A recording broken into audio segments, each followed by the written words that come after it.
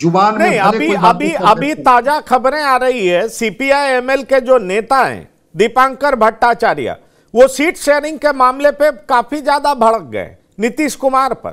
सवाल यह उठता है कि जिस तरीके से जेडीयू द्वारा लगातार वन साइडेड होकर के अपनी मांगे रखी जा रही हैं और गठबंधन से बाहर बात की जा रही है। विजय चौधरी 17 सीट की मांग कर चुके हैं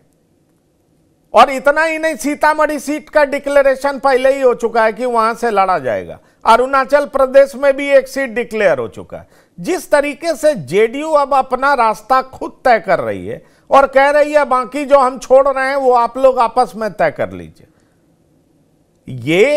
ये वाकया भी तो काफी है ये कहने के लिए कि अब गिने चुने दिन हैं या जेडीयू अब अपने घटक दलों का कुछ भी सुनने को तैयार नहीं है और इसलिए जेडीयू अब खुलेआम तौर पर बयान दे रही है। और बीच में एक बड़े मंत्री जो कि नीतीश कुमार के बेहद करीबी कहे जाते हैं, अशोक चौधरी, वो ये भी कह देते हैं टाइगर अभी जिंदा है।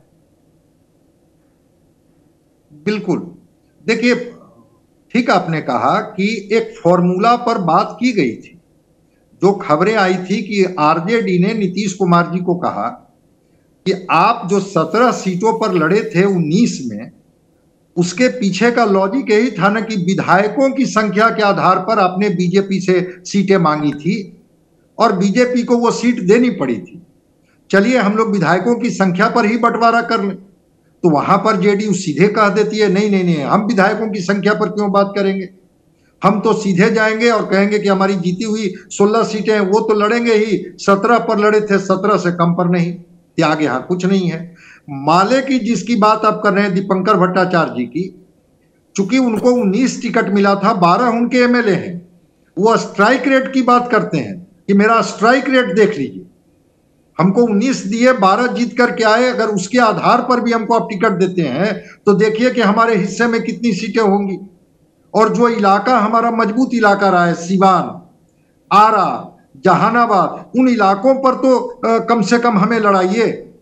तो क्यों नहीं भड़केंगे। ऐसे गठबंधन थोड़े होता है कि आप अपनी शर्तों पर चाहते हैं कि गठबंधन कर लें।